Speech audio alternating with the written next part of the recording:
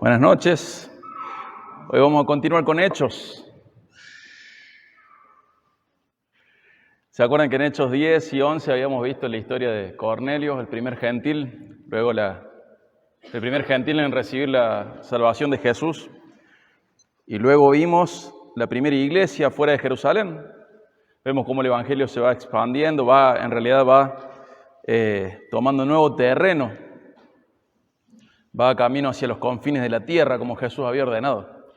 Y la iglesia de Jerusalén tiene sus propias batallas, como decíamos el domingo pasado, tiene sus propios problemas civiles, religiosos, y vimos cómo Pedro había sido librado de la cárcel de manera sobrenatural. Habíamos identificado posibles aplicaciones, hablando de una confianza plena en Dios, que descansar en Él, en Dios, implica dejar nuestras preocupaciones y cargas en sus manos, confiando en su amor y cuidado, que aceptar sus designios significa confiar en que sus planes para nosotros son buenos, perfectos, incluso cuando no los comprendemos completamente, y reconocer también la soberanía de Dios, reconocer que Él está al control de todas las circunstancias y que podemos confiar en su soberanía. Y la confiabilidad de Dios es parte de la base de nuestra fe. La Biblia está llena de historias en las cuales Dios cumple sus promesas y cuida a su pueblo. Y esta confiabilidad es reflejo del carácter de Dios. Cuando comprendemos que Dios es digno de nuestra confianza, podemos acercarnos a Él con una confianza renovada, en paz, en seguridad. Hoy vamos a ver el mismo capítulo, pero enfocándonos en Herodes. Una de las herramientas buenas de los autores bíblicos, una herramienta literaria, es el contraste. Podemos ver, por ejemplo, cómo Moisés usa el contraste cuando habla de Judá, de su promiscuidad sexual. ¿Se acuerdan? Viene hablando Moisés de José, de repente está Judá y luego sigue José. ¿Por qué esa historia está ahí? Porque se muestra Judá promiscuo, pero el capítulo que sigue muestra la integridad sexual de José, ¿sí? Y es un contraste. También podemos verlo en la redención de Rahab y cómo se puede contrastar su historia fácilmente con la apostasía de Acán. Y vemos también cómo se nos dice cuánto tiempo dedicó Salomón a construir el templo de Jerusalén y cuánto tiempo dedicó a construir su propia casa. Y vemos que dedicó mucho más tiempo para su palacio que para el templo de Dios. Y vemos cómo el contraste ayuda a enfatizar algo sin ser explícito. Y acá Lucas va a contrastar a Herodes con la iglesia. ¿Quién es este Herodes? Herodes Agripa. Bueno, es nieto de Herodes el Grande, quien había hecho asesinar a los bebés en los tiempos del nacimiento de Jesús. Étnicamente tiene una abuela o una bisabuela que era judía, pero la mayoría de sus ascendientes eran edomitas, idumeos, eran descendientes de Edom, de Saúl. Por lo tanto, según la ley del Sinaí, no podía gobernar sobre los israelitas, pero ahí estaba Herodes, acomodado por decisión de Roma, gobernando Israel. Y él es nieto de aquel que remodeló el templo de Jerusalén. Este Herodes Agripa, por conveniencia política, se le permitía leer las escrituras en algunas fiestas religiosas de los judíos. Y entonces sabemos que este Herodes tiene cierto conocimiento bíblico. Es una persona que solo por política lo invitan a veces a participar de la lectura pública de las Escrituras en las ceremonias religiosas judías. Y podemos ver qué actitudes tiene Herodes y podemos identificar algunas de las actitudes que puede tener una persona que está lejos de Dios. Hoy vamos a leer Hechos 12 viendo esto, poniendo nuestra mirada sobre Herodes. Creo que hay un contraste entre Herodes y Pedro o entre Herodes y la iglesia y que Lucas lo hace a propósito de esto. Fíjense, vamos a Hechos 12. Comienza así, leo el 1 y el 2. Por aquel tiempo el rey Herodes echó mano a algunos que pertenecían a la iglesia para maltratarlos. Hizo matar a espada a Jacobo, el hermano de Juan. Primer punto, ¿cómo es Herodes? Alguien malo. Una persona lejos de Dios tiene maldad. Herodes maltrató a los cristianos y mandó decapitar a Jacobo. Era alguien con maldad. Este es el primer punto, maldad. Una persona lejos de Dios tiene maldad. Ahora podríamos pensar, ¿qué? ¿Herodes no tiene corazón? ¿Cómo va a buscar gente para maltratarla? Bueno, el problema en realidad es que sí tiene corazón. Acompáñame a Mateo 15 y 19. Mateo 15 y 19. Jesús está hablando y habla de la maldad, habla de lo feo. ¿De dónde sale? Dice Jesús en Mateo 15, 19, porque del corazón provienen los malos pensamientos, homicidios, adulterios, fornicaciones, robos, falsos testimonios y calumnias. ¿Cuál era el problema? En realidad sí tenía corazón. Porque el corazón normal está inclinado al mal. Y la única solución para el corazón humano es que Dios lo haga de nuevo, lo transforme. ¿Cómo es un corazón de alguien nacido de nuevo? Vamos a hacer esto, vamos a ver una característica de una persona lejos de Dios. Vamos a ver cómo la Biblia describe esto y luego vamos a ver cómo deberíamos ser nosotros. ¿Cómo es una persona? ¿Cómo es el corazón de una persona que está cerca de Dios? Romanos 16, 19. Vamos a Romanos 16, 19.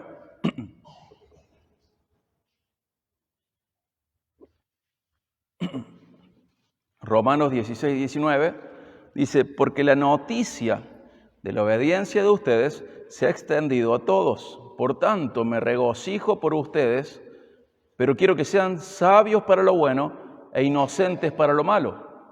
El corazón natural, ¿cómo es? Del corazón nacen las cosas malas. Pero del corazón que ha sido transformado por Dios, ¿cómo es ese corazón? Es inocente para lo malo. ¿Qué significa eso? No sabe hacer el mal. Por eso otra traducción es ingenuo para lo malo. Dice que esta persona es astuta para hacer el bien, pero a la hora de hacer daño no sabe cómo se hace. No está pensando en ser astuto, en ser pícaro. Carece de picardía para todo lo que sea dañino para los demás. No, si hace algo malo no es a propósito. Así debe ser el corazón de un cristiano, ¿sí? Vimos maldad, vimos de dónde viene la maldad, del corazón humano y cómo el Señor transforma el corazón, y un corazón cristiano debe ser inocente para lo malo, no saber cómo hacerlo, no estar maquinando, ni ser pícaro, ni ser astuto para lo malo. Si algo que le hace mal a otro, no tiene que estar maquinando cómo hacerlo. Vamos al segundo punto, ahí en Hechos 3, vamos a estar hoy yendo y viniendo por la Biblia. Hechos 12, 3. Dice, y viendo que esto agradaba a los judíos, ¿qué cosa? Que maltratara a la iglesia y que haya matado a Jacobo. Dice, viendo que esto agradaba a los judíos, hizo arrestar también a Pedro. Esto sucedió durante los días de los panes sin levadura. ¿Por qué va a seguir maltratando a la iglesia? Porque a los otros les gusta. ¿Qué es lo que Herodes tiene en su corazón? Además de maldad, una persona lejos de Dios muchas veces tiene una búsqueda de aprobación por la gente. Busca ser aprobado por la gente. En vez de dirigirse por lo que está bien, se dirige por lo que le gusta a los demás.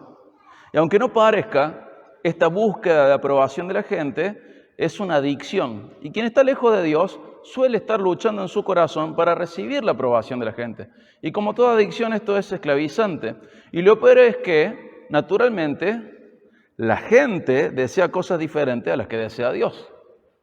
Entonces, esto es peligroso, porque la persona que busca la aprobación de la gente está buscando lo que a la gente le gusta, pero generalmente lo que a la gente le gusta es diferente a lo que Dios le gusta.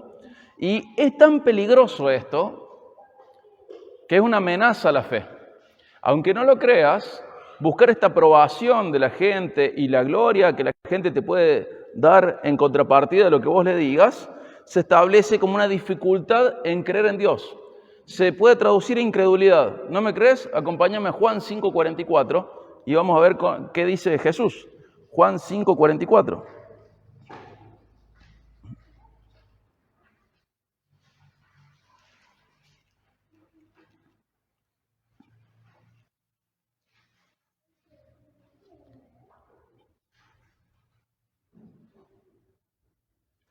En Juan 5:44, Jesús mismo dice, ¿cómo pueden creer cuando reciben gloria los unos de los otros y no buscan la gloria que viene del Dios único?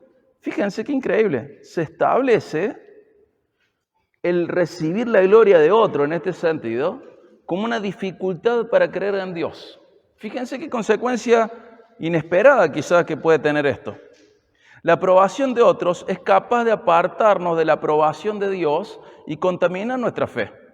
No es que sea imposible agradar a otros si vamos a agradar a Dios, sino que la búsqueda de aprobación humana es incompatible con la búsqueda de aprobación divina. Pablo lo expresa de otra manera en Gálatas 1:10. Vamos a Gálatas 1:10. Ahí rápido, hoy es un día, vamos a saltar por toda la Biblia. Gálatas 1:10.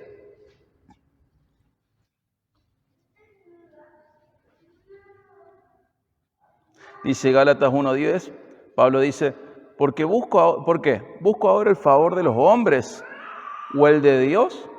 ¿O me esfuerzo por agradar a los hombres? Si yo todavía estuviera tratando de agradar a los hombres, no sería siervo de Cristo. Fíjense que él establece esta incompatibilidad de búsquedas. Si yo busco agradar a los hombres, no puedo ser siervo de Cristo y dificulta mi fe. Son búsquedas incompatibles. Buscar la aprobación de los demás afecta la fe y me discapacita para el ministerio. Y quien está lejos de Dios suele estar tratando de buscar agradar a otros o de agradarse a sí mismo, pero está desviado respecto a la aprobación de Dios. En Efesios 5:10, Pablo dice, averigüen qué le gusta a Dios. Y ese tiene que ser nuestro rumbo. ¿Qué es lo que le gusta a Dios? Averigüemos y vayamos. En Efesios 6:6, Pablo le dice a los siervos que no trabajen para ser vistos como los que quieren agradar a los hombres, sino como ¿qué? Como siervos de Dios, haciendo de corazón la voluntad de Dios. No es que, insisto, no es que le voy a desagradar a todo el mundo porque le agrado a Dios, porque le agrado a Dios, no. No es que siempre va a ser así, sino que la búsqueda, yo no puedo buscar las dos cosas. O busco la aprobación de la gente o busco la aprobación de Dios.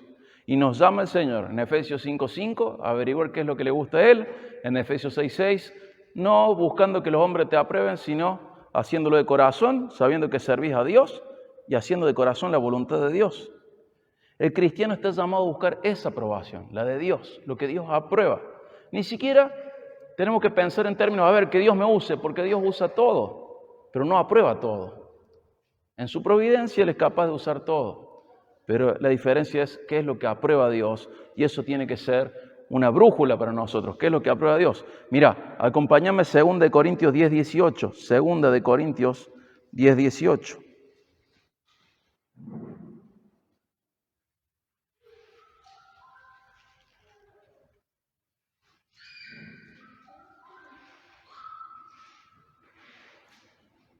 Segunda de Corintios 10:18, fíjense qué interesante el planteo este. Dice, porque no es aprobado el que se alaba a sí mismo, sino aquel a quien el Señor alaba. Fíjate qué loco. El cristiano debe buscar que Dios exprese su aprobación por sus acciones. No alcanza con que otros te aprueben. Eso no tiene que ser tu rumbo, tu brújula. Ni siquiera que vos mismo te apruebes. Todo eso dificulta la fe y te deja discapacitado para el ministerio. ¿Qué es lo que tenés que buscar? Que el Señor te apruebe. Buscar la alabanza de Dios. Dice, no es aprobado el que se alaba a sí mismo, sino aquel a quien el Señor le alaba. Podemos pensar, no busco la aprobación de la gente. Bueno, pero a veces solo buscas la aprobación de tu corazón caído. Y eso también es una manifestación de no estar cerca de Dios. Y Herodes estaba lejos de Dios. Y se aprobaba en sí mismo y buscaba que lo aprueben los judíos, pero estaba desaprobado por Dios. Un cristiano debe buscar que Dios le apruebe. Vamos a Hechos 12, volvemos a Hechos 12. Y vamos a leer desde el 4 hasta el 19 ahora para encontrar el punto siguiente.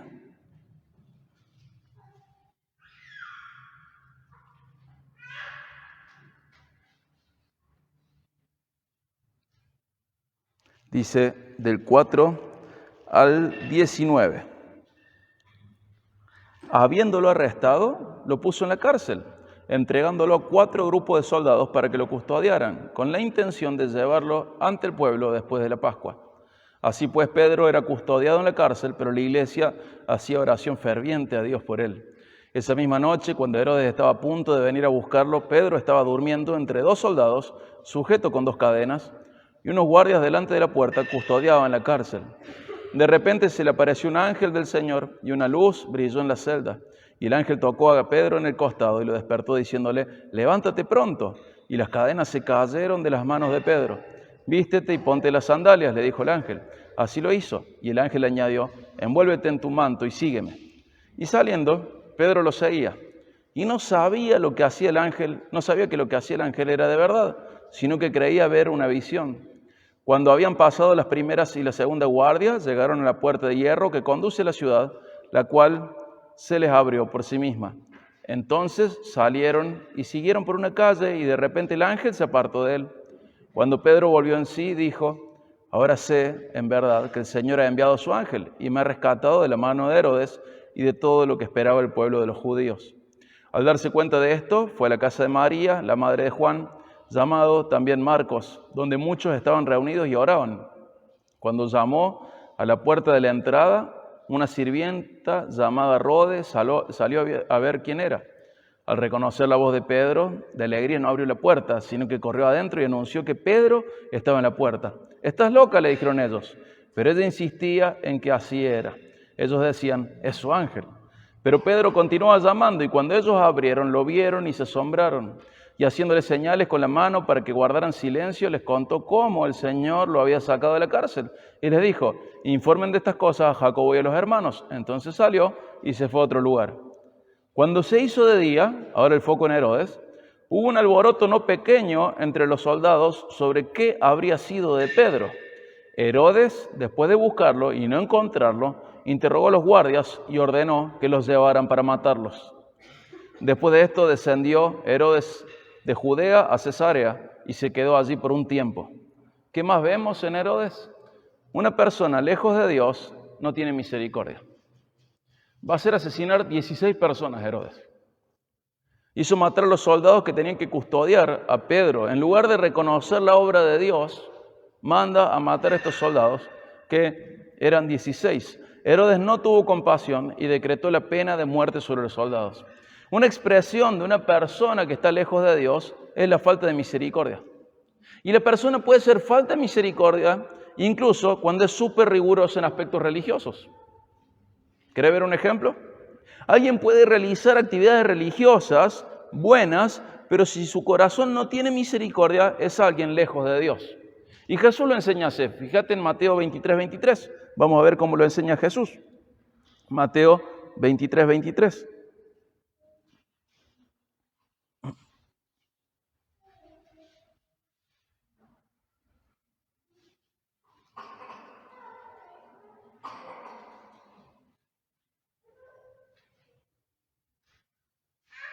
En Mateo 23:23, Jesús dice esto. Ay de ustedes, escribas y fariseos, hipócritas, que pagan el diezmo de la menta, del anís y del comino, y han descuidado de los preceptos más importantes de la ley, la justicia, la misericordia y la fidelidad. Estas son las cosas que debían haber hecho sin descuidar aquellas. ¿Qué hace Jesús? Se lamenta en un tono de reproche y de lamentación, le dice, pobre de ustedes, lo que ustedes hacen está mal. ¿Por qué? Porque hacen algunas cosas que son buenas, pero han descuidado las más importantes, entre las cuales está tener misericordia del otro. Tener misericordia es más importante que lo otro. Le dice, ustedes deberían haber hecho esto que no era tan importante, pero primero deberían haber hecho esto o enfatizar esto, que es la misericordia. No deberían descuidar esto a causa de esto, ni al revés. Pero se olvidaron de lo más importante, la misericordia. Una persona lejos de Dios puede estar obrando religiosamente, puede estar teniendo actividades y actitudes que son correctas, pero si pierde de vista cosas como la fidelidad, la justicia y la misericordia, está errando, está perdiendo de vista lo más importante. La misericordia es más importante que el resto. Y una persona lejos de Dios carece de misericordia. Fíjate en Santiago 2:13. ¿Qué más nos enseña Dios al respecto de la misericordia? Santiago 2:13.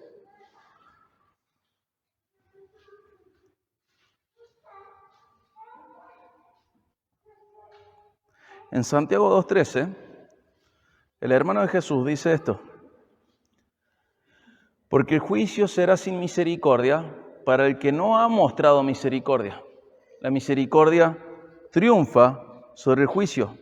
Fíjense la importancia de tener misericordia.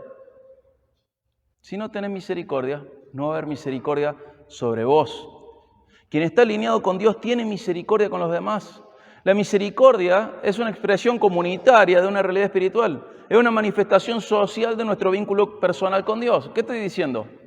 La misericordia viene de una relación con Dios.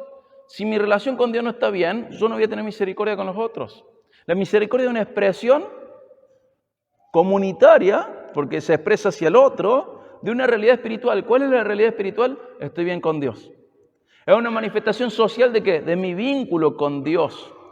Incluso Jesús, en Lucas 6:46, dice, sean ustedes misericordiosos, así como su Padre es misericordioso. Sean como su Padre, misericordiosos. Jesús en Lucas 6:46 dice esto, es una manifestación de la paternidad de Dios sobre ustedes. ¿Qué cosa? Que tengo misericordia con el otro. Y la misericordia tiene muchas formas posibles. A veces es servirle al otro. Puede ser ayudarlo de manera material o dedicarle tiempo. Pero ¿sabes cuál es la necesidad o cuál es la forma de misericordia que más necesitamos? Perdonarnos. Perdonarnos. No debemos ser selectivos en lo que a nosotros nos es fácil. La misericordia la tenemos que expresar. ¿Y cuál es el propósito o qué forma tiene que tener la misericordia que yo le expreso al otro? La que el otro necesita, no lo que a mí me es fácil. La misericordia tiene eso, pone al otro en primer lugar y ve qué es lo que el otro necesita. ¿Y sabes qué? Frecuentemente el otro sabe qué necesita de tu vida, que lo perdones. Que lo perdones por lo que te hizo, por lo que cómo te ofendió, por lo que sea, porque no cumplió tus expectativas, que lo perdones. Esto atraviesa las amistades, atraviesa el matrimonio, atraviesa la paternidad, atraviesa la iglesia. Tener misericordia es una expresión de mi realidad con Dios. Y no es porque supongamos que yo soy misericordioso solo con la gente que tiene hambre. Porque ahí estoy siendo egocéntrico y estoy ejerciendo solamente la misericordia como yo quiero. Pero el verdadero misericordioso ve la necesidad del otro y busca darle misericordia al otro, pero como el otro necesita, no como a mí me nace o me sale o como me gusta o como me es fácil. Todos tenemos diferentes inclinaciones a la misericordia. Algunos tienen la inclinación a ayudar materialmente y está bien. Otros tienen la inclinación a ayudar con tiempo y dedicarle tiempo a la persona y está bien. Pero la base de la misericordia es ver qué necesita el otro. ¿Y qué necesita? Bueno, y ahí ofrecemos misericordia. Y nosotros como hijos de Dios no tenemos que ser selectivos. Tenemos que darle al otro lo que necesita, porque la misericordia está centrada en la necesidad del otro, no en mi situación. Vimos 3 características de alguien lejos de Dios y cómo puede ser la contraparte de alguien que sí está en Dios. Maldad, búsqueda de aprobación de la gente, falta de misericordia. Vamos a Hechos 12, vamos a leer el 20, versículo 20, y vamos a ir a un punto más. Dice Hechos 12, 20. Herodes estaba muy enojado con los de Tiro y de Sidón, pero ellos, de común acuerdo, se presentaron ante él y habiéndose ganado a Blasto, camarero del rey, pedían paz, pues su región era abastecida por el territorio del rey. El rey es Herodes. ¿Qué tenía Herodes? Un enojo crónico. La persona lejos de Dios deja que el enojo ocupe un lugar en su vida increíble. La Biblia no nos dice por qué Herodes estaba enojado con la gente de Tiro y Sidón, pero podemos saber por los historiadores que Tiro y Sidón dependían de Cesarea para alimentarse y que Herodes les había hecho pasar hambre, les estaba haciendo pasar hambre. Entonces los gobernantes de Tiro y Sidón, ¿qué van a hacer? Van a hablar con su copero para que le ablande un poco el corazón a Herodes para que les deje comer. Son los gobernantes de estos dos pueblos diciendo, no podemos comer porque Herodes nos ha cortado la comida. Pero el enfoque, ¿dónde está? Herodes estaba muy enojado y nunca es bueno permanecer enojado. Y permanecer enojado tiene consecuencias muy peligrosas. Quien está lejos de Dios suele también darle lugar al enojo. Y el enojo puede ser evidente o el enojo puede ser encubierto con hipocresía y pasar desapercibido por los demás. El problema no es si los demás lo notan o no lo notan. El problema es si el enojo tiene raíz en tu corazón o no. El enojo puede ser incompatible con obrar correctamente. ¿Se acuerdan de Santiago 1, 19 y 20?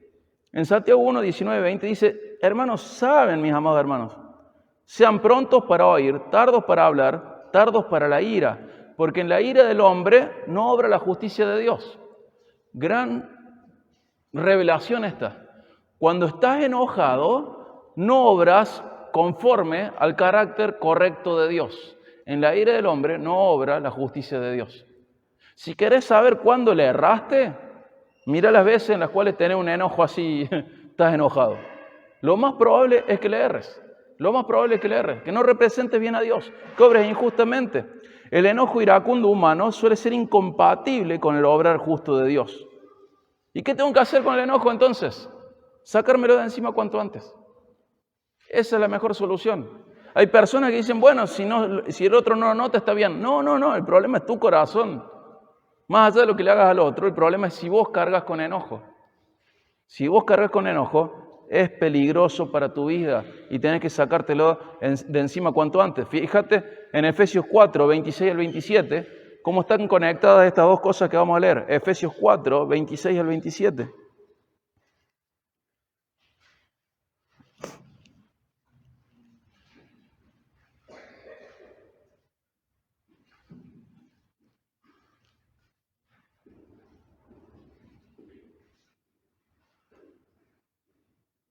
Efesios 4, 26 al 27.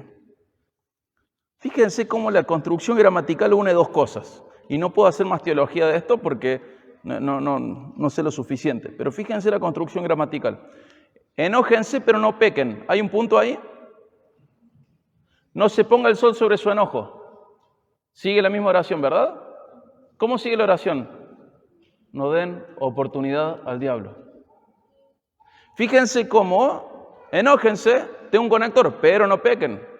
Y sigue la idea, no se ponga el sol sobre su enojo. Volvemos de nuevo al punto del enojo. Ni den oportunidad al diablo. Están todas las cosas conectadas. Gramaticalmente están conectadas. Una de las características del enojo es su relación con darle lugar al diablo en tu vida. Es muy loco, ¿verdad? Pero fíjate el daño que hace el enojo. Y no importa si lo tapas con hipocresía y nadie más lo nota. No importa si pasa desapercibido para los demás. Le das lugar al diablo en tu vida. Y te puede estar cuidando de un montón de maneras para no darle lugar al diablo, pero acá dice, le está dando oportunidad al diablo. ¿Qué es lo mejor que podemos hacer con el enojo? Desecharlo en nuestras vidas. Pero me puede decir, necesito un versículo que me diga, tengo que desechar el enojo de mi vida. Bueno, acompáñame Lucas 3:8. Perdón, Colosenses 3:8. Colosenses 3:8. Una persona lejos de Dios tiene enojo crónico. ¿Cómo tiene que ser una persona que sí ama a Dios o que sí está bien con Dios? Colosenses 3:8. Pero ahora desechen también todo esto. Ira, enojo, malicia, insultos, lenguaje ofensivo de su boca. ¿Qué me dice? Desecha el enojo. Desechalo. La solución no es ser hipócrita. La solución es reconocerlo como un fruto de la carne. ¿Se acuerdan? Gálatas 5, 19 al 20 nos dice cuáles son los frutos de la carne. Y desecharlo. Reconocerlo como lo que es y desecharlo. Volvemos a Hechos 12. Vimos que una persona lejos de Dios puede tener maldad, puede buscar la aprobación de la gente, puede tener carencia de misericordia, puede tener un enojo crónico. 21 al 22 de Hechos 12. El quinto punto, el día señalado. O sea, entienden, los gobernantes de Tiro y Sidón hacen un encuentro con Herodes. Les cuento que según el historiador Josefo, este encuentro era como en un mini coliseo, se le dice arena, y él se va a presentar frente al pueblo en ese lugar. Fíjense lo que sucede acá, 21 al 22. El día señalado, Herodes, vestido con ropa real, se sentó en la tribuna y comenzó a hablarles. Y la gente gritaba, voz de un Dios y no de un hombre es esta. ¿Sabe qué tiene Herodes? Vanagloria. ¿Qué es la vanagloria? ¿Sabes qué es la vanagloria? Nos suena raro esto, ¿no? Podemos decir, es una gloria vana. ¿Sabes qué es la vanagloria? Cuando te haces valer. Cuando vos te haces valorar. Y esto es lo que Herodes va a hacer. Y una persona sin Dios, o lejos de Dios, puede buscar esto.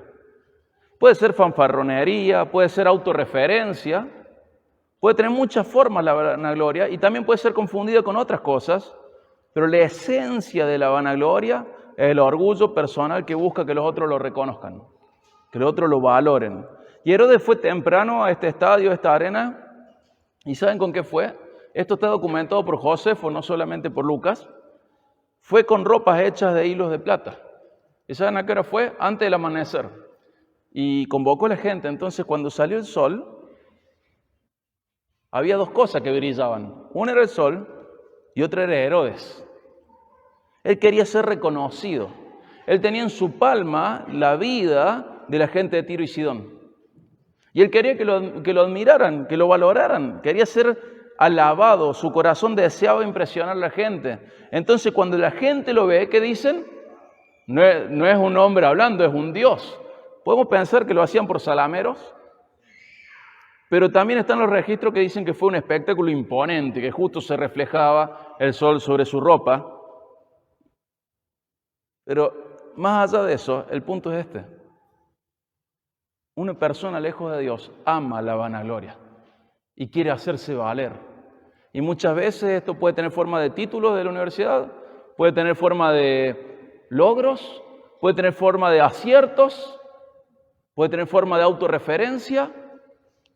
Cada uno sabrá con qué tiene que luchar. Y no toda autorreferencia, ni todos los logros, ni todas las victorias son vanagloria. Pero cuando el corazón de la actividad, de la actitud es respetame y valorame como lo que yo soy, es vanagloria, hacerse valer. Y este es el problema de Herodes también. Y fíjate cómo lo dice Juan en 1 de Juan 2:16. Acompáñame a 1 de Juan 2:16. 1 de Juan 2:16.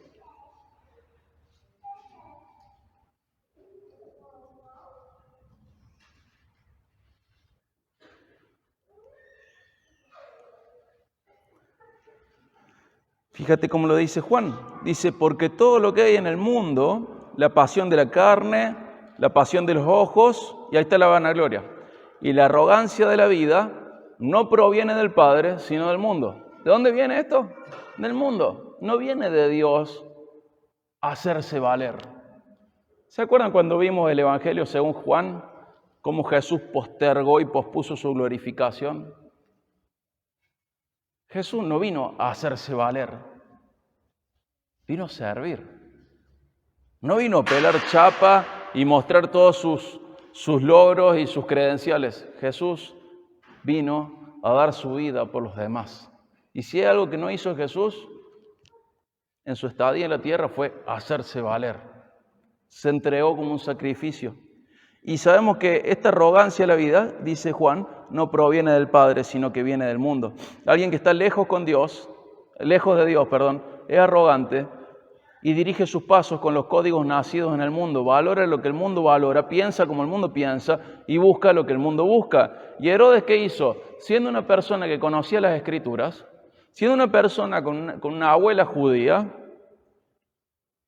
fue tan lejos en su vanagloria que cuando lo alabaron como si fuese Dios, se quedó con esa gloria. La gente le gritó que escucharle era como escuchar a un Dios, no a un hombre. ¿Y sabes qué hizo Herodes? Josefo dice que la gente le gritaba, Herodes, sé propicio a nosotros. ¿Le suena esta frase? La gente le decía, hasta ahora te hemos considerado como un mortal, pero a partir de ahora te consideraremos un Dios. Y podemos creer que no sabemos lo que pasa en el corazón de Herodes, pero por lo que va a pasar en Hechos sí sabemos lo que pasa en el corazón de Herodes. Herodes se la cree, porque él se hace valer. Y cuando los otros le tiran ese valor, sea por salamería o no, Herodes dice, sí, tienen razón, yo soy un Dios. Tristísimo lo de Herodes. A lo largo de la Biblia, esto nunca termina bien. ¿Cuánto contraste hay en los ángeles que no recibieron alabanza? ¿Se acuerdan que hay varias situaciones en la Biblia donde aparece un ángel y la persona le quiere tributar una alabanza o una ofrenda y que dice el ángel, no, yo soy siervo igual que vos, solo soy ángel y vos sos humano, pero soy siervo, no me alabes? O con Pablo y Bernabé en Listra, en unos capítulos en Hechos, ¿se acuerdan? Que los confunden con dioses romanos. ¿Y qué hace Pablo? ¿Qué hacen? Dice, ¿qué hacen? ¿Y qué hace Pablo cuando le ofrecen alabanza? Se arranca su ropa, desesperado porque no lo alaben. Desesperado porque no lo alaben. ¿Qué hubiera hecho Herodes? Sí, sacrifiquen los toros en nombre mío. Pablo y Bernabé son considerados Júpiter y Mercurio. Pero ¿qué hacen cuando la gente los quiere alabar? Rasgan su ropa rechazando la alabanza de la gente. Herodes, como una persona lejos de Dios, recibe la alabanza y permite que lo consideren divino. Su vanagloria y su arrogancia no tienen límites. Quien está cerca de Dios tiene otro camino. Hay un pasaje hermoso que nos muestra el camino contrario. Vamos a Filipenses 2 y vamos a comenzar desde el versículo 3 al 8 y vamos a ver cuál es el camino nuestro.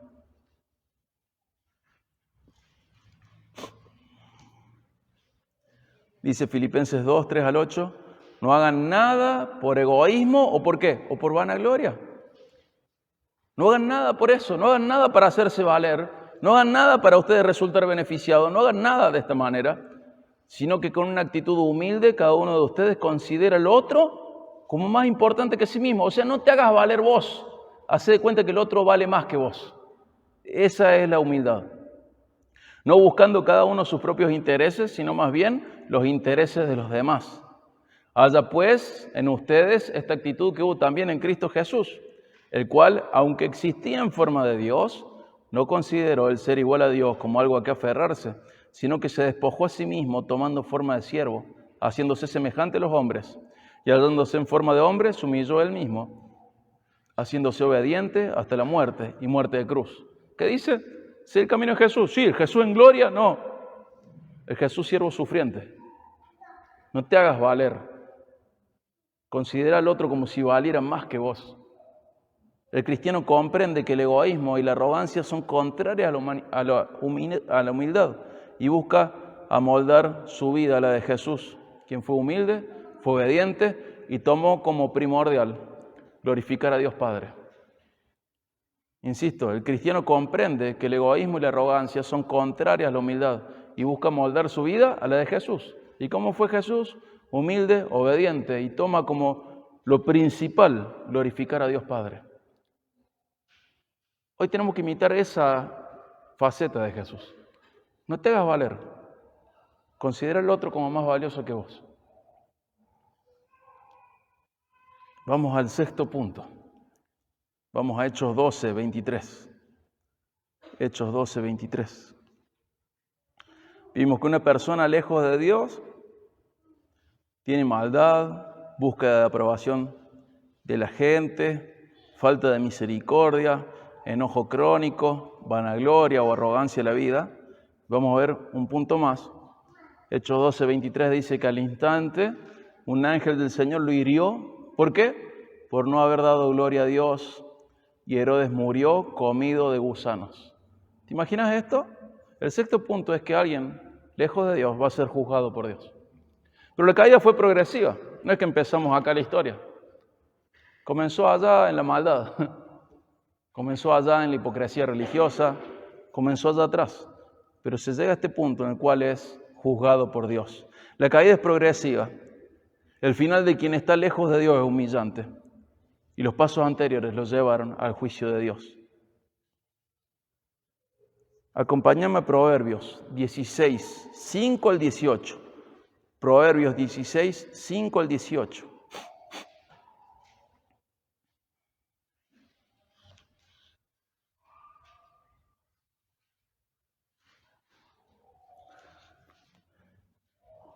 Fíjate, Proverbios 16:5. Abominación al Señor es todo el que es altivo de corazón. Ciertamente no quedará sin castigo. ¿Qué dice del altivo del corazón? Que el Señor no lo va a dejar sin castigo. El 18. Delante de la destrucción va el orgullo. ¿Qué le pasa al orgulloso? Es destruido. Delante de la caída, la arrogancia del espíritu. ¿Qué le pasa al arrogante? Cae. La soberbia va delante de la caída, la soberbia va delante de la destrucción, le precede. Y la multitud alabó a Herodes como si fuese un dios, y Herodes lo disfrutó. Y Herodes no dirigió esa gloria de Dios, sino que la acaparó y se dejó alabar como si fuese un dios. Y el Dios verdadero lo castigó, y Herodes Agripa murió de manera humillante, comido por gusanos. ¿Cuál era la profesión de Lucas? ¿Qué dijo? ¿Cómo murió? Comido por gusanos. Por la palabra en griego que usa Lucas, gente como MacArthur dicen que es muy probable que haya tenido un quiste de tenias y ese quiste se rompió. Y los gusanos lo comieron de adentro para afuera. Por lo que podemos ver en Josefo, puede ser que esa persona, que Herodes haya tenido apendicitis, reventó y vino peritonitis con una infección muy grande. Pero es normal en la región que la gente tenga parasitosis, que tenga tenias, que tenga gusanos. Muy normal en la región, en los criadores de ovejas. Y estas zonas de criadores de ovejas. Y este rey que se levanta al amanecer y recibe adoración como si fuese un dios y que es un espectáculo increíble, registrado por historiadores seculares y por nuestro médico historiador Lucas, a los 5 días muere consumido por gusanos. Dicen todos en común, los historiadores y los registros de la época, que muere en una agonía horrible durante 5 días de dolor horrible. ¿Saben cuántos años tenía Herodes? 54 años. Castigado por Dios. Los que están lejos de Dios siempre tienen este final.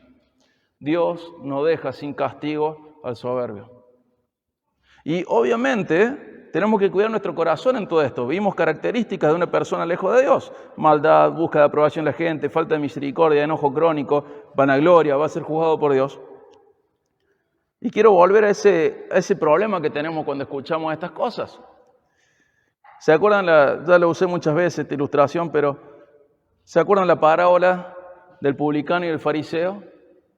¿Qué decía el fariseo? Gracias, Señor, porque no soy como este pecador publicano. ¿Y qué dice nuestro corazón? Gracias, Señor, porque no soy como este fariseo. Y no nos damos cuenta de que a veces pensamos siempre en el otro es el malo, el otro busca la aprobación de la gente, el otro tiene falta de misericordia, el otro tiene enojo crónico, el otro es un arrogante, el otro va a ser juzgado por Dios. Y tenemos que cuidarnos, hermanos, porque esto nos puede pasar a todos. Puede ser que nos estemos enfriando en la fe, puede ser que estemos cayendo en tibieza, o puede ser que nunca hayamos conocido a Dios. Pero tenemos que cuidarnos, porque Dios es serio. Y tenemos que revisar nuestro corazón. Y como dice Santiago, no tenemos que ser lectores olvidadizos, tenemos que mirarnos frente a la Biblia y reconocer qué está mal en nuestras vidas. Herodes es un pagano, no tenemos ninguna duda de eso. Es una persona que no tenía a Dios. Pero ¿cuántas veces estas cosas surgen en nuestro corazón a pesar de que tengamos a Dios? ¿Cómo va a ser el final de los que tienen a Dios? Acompáñame a Romanos 2, 6 al 10. Romanos 2, 6 al 10.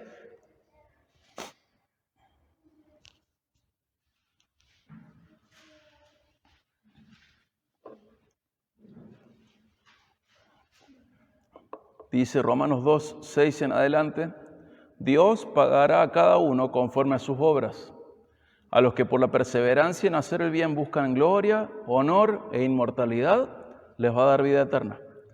Pero los que son ambiciosos y no obedecen a la verdad, sino que obedecen a la injusticia, a lo incorrecto, ira e indignación.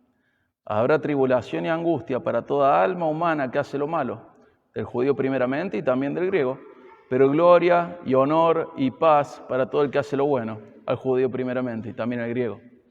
Hermanos, quien está cerca de Dios, busca lo bueno, persevera en lo correcto y va a ser glorificado por Dios.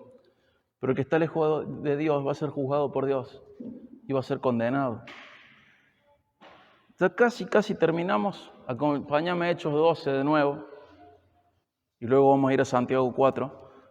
Pero Hechos 12, 24. Creo que está mal cortado este capítulo. Saben que El corte en capítulos y versículos no lo hizo el Señor, excepto en Salmos. En todos los otros libros, un día un monje dijo, bueno, acá termina el 24, el capítulo 12, y fíjense, el 25 está como recolgado. Entonces, para mí 12, 25, tendría que ir con el 13, así que voy a cortar acá en el 24. ¿Se acuerdan del pero? Que el pero siempre establece contrastes. ¿Cómo termina el 24? ¿Cómo termina el capítulo 12? Pero la palabra del Señor crece y se multiplica. ¿Ves el contraste? ¿Ves el contraste? El contraste entre la iglesia y Herodes es evidente. Un ángel liberó al pueblo, un ángel liberó a Pedro. ¿Y quién hiere de muerte a Herodes? Un ángel. La iglesia crece y se multiplica. ¿Y Herodes qué? Es borrado de la tierra. Dios maldice a Herodes, pero Dios bendice a la iglesia. Y si vemos siempre, Hechos tiene esta nota agridulce de derrota. Muere Jacobo, maltratan a los cristianos, Pedro es encarcelado. Pero ¿cuál es la victoria nuestra? La palabra del Señor crece y se multiplica. En cada crisis, Lucas deja algo evidente.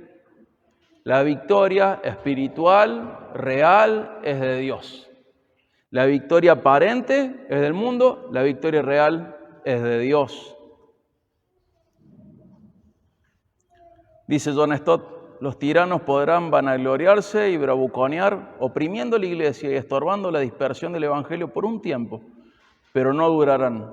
Al final, su imperio se destruirá y su orgullo será humillado. Y es lo que le pasó a Herodes. Y vemos a Herodes como un ejemplo de una persona lejos de Dios. ¿Y cómo puede ser? Puede ser una persona con maldad, con búsqueda de aprobación de la gente, con falta de misericordia, con enojo crónico, con vanagloria, haciéndose valer. Esa persona va a ser juzgada por Dios. Una persona cerca de Dios va a ir alejándose de todo esto. ¿Por qué? Por la transformación del corazón que produce el Espíritu Santo a partir de cuando creemos en Jesús como Señor y Salvador. Hay una sola manera de evitar el último paso. ¿Cuál es el último paso? Juzgado por Dios. Hay una sola manera de evitar este último paso. Rendirse a Jesús. No hay otra manera de evitar el juicio de Dios. La única manera es rendirse a Jesús. Si vos estás lejos de Dios, de parte de Dios te ruego que te reconcilies con Él. Que lo reconozcas como Señor, como Salvador, como Dios y te rindas a Él. Esto es algo serio. Esto es algo serio. No es para jugar, ni siquiera es para posponer. Es serio y es urgente. Si estás lejos de Dios, no esperes el juicio de Dios. Aquel que no reconoce a Dios como Padre en esta vida, en la siguiente lo va a reconocer solamente como juez y va a ser encontrado culpable y va a ser castigado eternamente. Si nunca te rendiste a Jesús, pedile perdón por tu rebeldía y reconócelo como Dios y Salvador cuanto antes. Y si estás tibio también. Si estás tibio, podés reconocer que en tu vida está Dios, pero a lo mejor estás albergando maldad y eso evidencia que estás lejos de Dios. A lo mejor sos un nacido nuevo, pero estás adicto a buscar la aprobación de la gente. O no hay misericordia en tu vida, o la querés dar a la misericordia como vos querés y no como el otro necesita, entonces no hay misericordia. O tenés un enojo crónico, eso está manifestando que estás lejos de Dios. O tenés esa vanagloria de hacerte valer, esa necesidad de hacerte valer, y eso también expresa que estás lejos de Dios. Entonces, si estás tibio, quebrantate frente a Dios y corregí tu vida. Acompáñame para cerrar a Santiago 4, 6 al 10. Y con esto cerramos, Santiago 4, 6 al 10.